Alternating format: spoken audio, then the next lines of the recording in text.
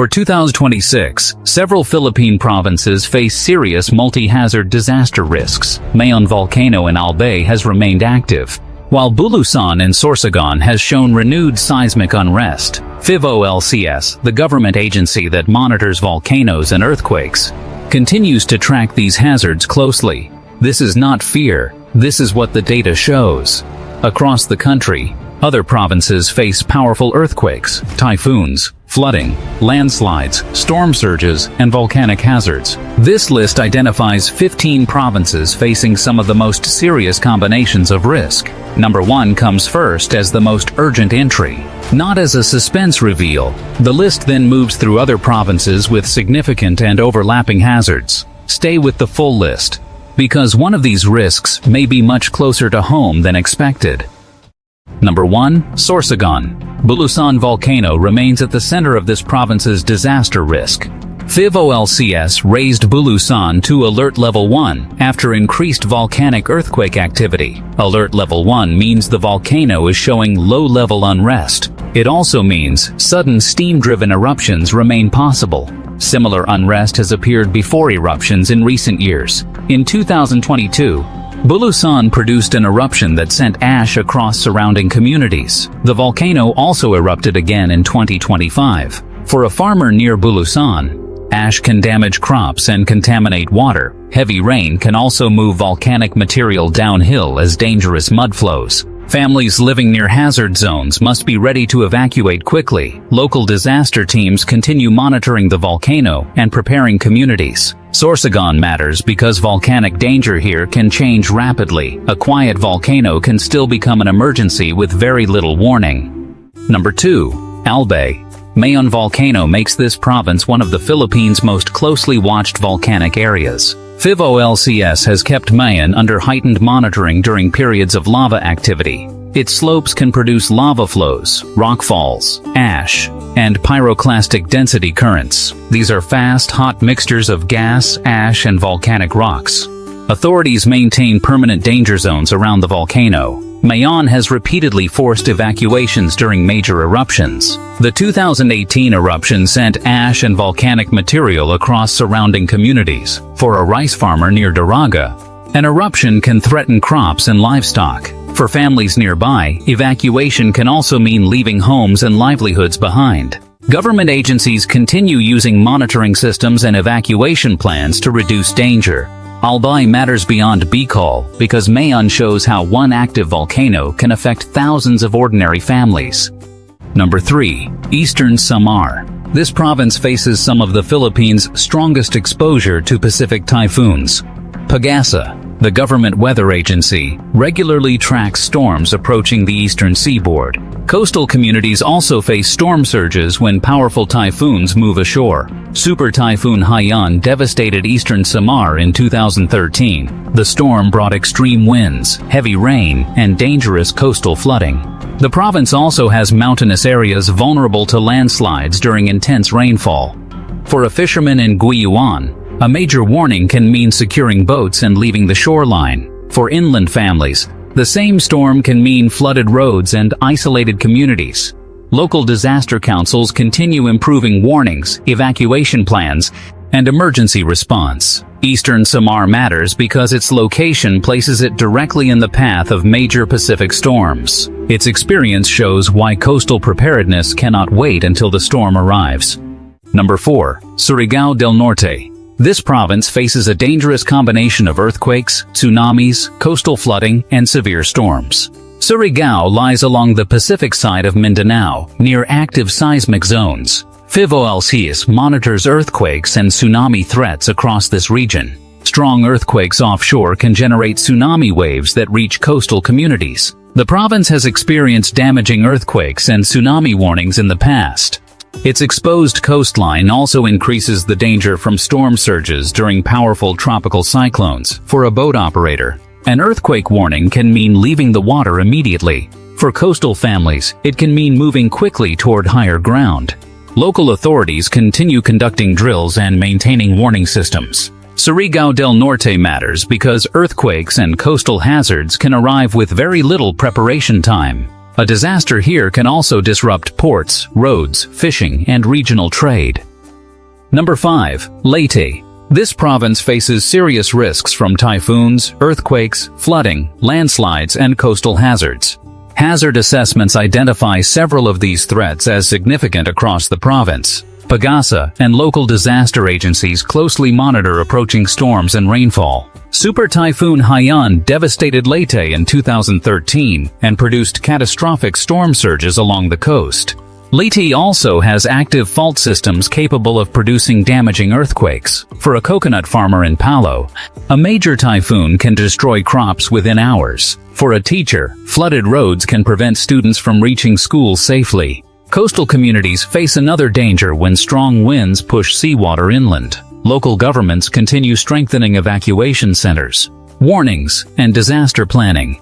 Leyte matters because its history demonstrates how several hazards can strike the same province. Eastern Visayas remains one of the country's most important disaster preparedness zones. Number 6. Negros Oriental. Mount Canlaon makes volcanic risk a major concern for this province. Canlaon is one of the Philippines' active volcanoes and remains under PHIVOLCS monitoring. The volcano has produced eruptions and ash emissions in recent years. Volcanic earthquakes can also signal changes beneath the mountain. When activity increases, authorities can establish danger zones and restrict access. For a sugarcane farmer, volcanic ash can damage leaves, soil, equipment, and livestock areas. Heavy rain can later move loose volcanic material into rivers and low-lying communities. The province also faces earthquakes, landslides, and severe rainfall in different areas. Disaster officials continue preparing communities around Canlaon and monitoring its activity. Negros Oriental matters because volcanic hazards do not disappear simply because a volcano appears quiet. Readiness becomes especially important when communities live close to an active mountain. Number 7. Batangas. Tayal Volcano makes this province one of the Philippines' most closely monitored volcanic areas. PHIVOLCS continues monitoring Tayal for seismic activity, gas emissions, and other changes. The province also faces coastal flooding, earthquakes, landslides, and strong storms. Tayal's 2020 eruption forced large-scale evacuations around the lake. Ash covered roads, homes, farms, and businesses across surrounding communities. For a fisherman on Tayal Lake, volcanic activity can suddenly stop access to the water. For a small vendor, evacuation can mean losing income while roads and markets remain closed. Batangas also has densely populated towns and major transport routes. That increases the potential impact when a major hazard occurs. Authorities continue maintaining alert systems and evacuation planning. Batangas matters because its volcanic, coastal, and urban risks can overlap. One event can quickly affect both local families and major economic corridors. Number 8. Cebu. This island province faces significant earthquake, cyclone, and coastal hazards. Think hazard assessments identify coastal flooding and cyclone exposure as major concerns. Cebu also lies within a region affected by active faults and earthquakes. In 2021, Super Typhoon Rai, known locally as Odette, severely damaged parts of Cebu. The storm destroyed homes, disrupted electricity, and affected livelihoods across the province. Earthquakes create another serious concern for densely populated communities. For a tricycle driver, a major earthquake can close roads and stop daily income. For a family near the coast, storm surge can threaten homes and belongings. Cebu has strong communities, infrastructure, and disaster response systems. Yet its large population increases the number of people exposed to hazards. Cebu matters because development does not eliminate natural risk. A major storm or earthquake can still disrupt one of the country's busiest island economies. Number 9. Zambales. This province faces a combination of landslides, cyclones, earthquakes, flooding, and volcanic hazards. Hazard assessments identify landslide and cyclone risks as significant across parts of Zambales. The province also carries the long-term effects of Mount Pinatubo's 1991 eruption. Large amounts of volcanic material remain within river systems and surrounding landscapes. During intense rainfall, loose material can increase flooding and sediment movement. Zambales also experienced the wider effects of major Luzon earthquakes. Typhoons can compound these problems by bringing heavy rain to already vulnerable areas. For a barangay worker, A flooded road can delay rescue teams and emergency supplies. For farmers, prolonged flooding can damage crops and reduce household income. Local authorities continue improving drainage, evacuation, and emergency response systems. Zambales matters because several hazards can interact instead of arriving separately. Its experience shows how an old volcanic disaster can still influence present-day flood risk. Number 10. Cavite. This province combines earthquake exposure with flooding, volcanic, and coastal risks. PHIVOLCS identifies the West Valley Fault as a major earthquake concern for the wider region. A major earthquake along an active fault could affect densely populated communities around Metro Manila. Cavite also contains extensive urban development and major transport routes. Past typhoons have shown how heavy rainfall can overwhelm drainage systems across parts of the province. For a jeepney driver, a major earthquake could mean damaged roads and suspended transport. For a family in a low-lying community, intense rain can quickly turn streets into barriers. Disaster agencies continue promoting earthquake drills, preparedness, and evacuation planning. Cavite matters because its population is large and highly connected to the capital. A major disaster here would not remain a local problem. It could affect commuters, businesses, supply chains, and neighboring provinces. Number 11. Rizal. This province faces earthquake, landslide, and flooding risks because of its terrain and fault systems. PHIVOLCS maps active faults in and around the wider eastern Metro Manila region. Rizal also contains steep slopes and river valleys that can become dangerous during intense rainfall. Past storms have produced landslides and flooding in vulnerable communities. For a tricycle driver in Antipolo, a landslide can block a mountain road without much warning. For a family near a steep slope, heavy rain can make unstable ground more dangerous. Local disaster councils continue monitoring rainfall, roads, rivers, and high-risk communities. Rizal's closeness to Metro Manila adds another layer of concern. Thousands of people travel between the province and the capital every day. Rizal matters because a major earthquake or landslide could disrupt both local communities and the wider metropolitan area. Number 12. North Cotabato. Central Mindanao has experienced some of the country's strongest recent earthquake sequences. North Cotabato lies near active faults and major seismic zones. PHIVOLCS continues monitoring earthquake activity across Mindanao. In 2019, a series of strong earthquakes damaged homes, roads, schools, and other structures across the region. One major earthquake reached magnitude 6.6. For a motorcycle driver in Cotabato, damaged roads can immediately threaten both safety and income. For farmers, damaged bridges can make it difficult to move crops to market. Heavy rainfall can add flooding and landslide risks in vulnerable areas.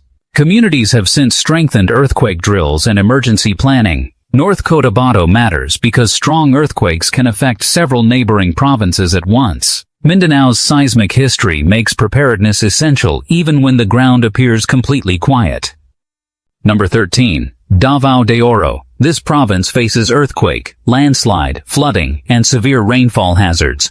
Its mountainous terrain creates additional exposure when heavy rain affects steep slopes. Geological and disaster risk assessments identify landslides as a serious concern in parts of the province. Earthquakes across Mindanao can also damage roads, bridges, homes, and public facilities. Tropical weather systems can bring intense rainfall and trigger flash floods. For a banana farmer, a landslide can block access to plantations and delay deliveries. For remote families, damaged roads can also delay medical help and emergency supplies.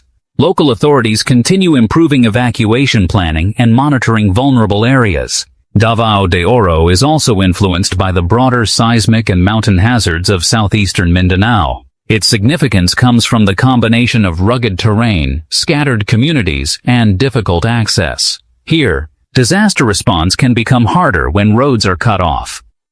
Number 14. Bulacan. Flooding is one of the province's most persistent disaster risks. PAGASA warnings often become especially important when strong typhoons bring prolonged rainfall to central Luzon. In 2020, Typhoon Vamco caused widespread flooding across parts of the region. Bulacan was among the areas heavily affected by the flooding. Low-lying communities can remain underwater when rivers rise and drainage systems struggle. For a sari-sari store owner, Flooding can destroy merchandise and stop customers from reaching the shop. For families, even shallow water can damage appliances, furniture, documents, and food supplies. Bulacan also lies within a region influenced by sediment from the Pinatubo eruption. Disaster agencies continue working on flood control, evacuation, and early warning measures. Bulacan matters because its flooding affects both local communities and the wider Metro Manila area. What happens here can quickly affect transport, food supply, and regional commerce.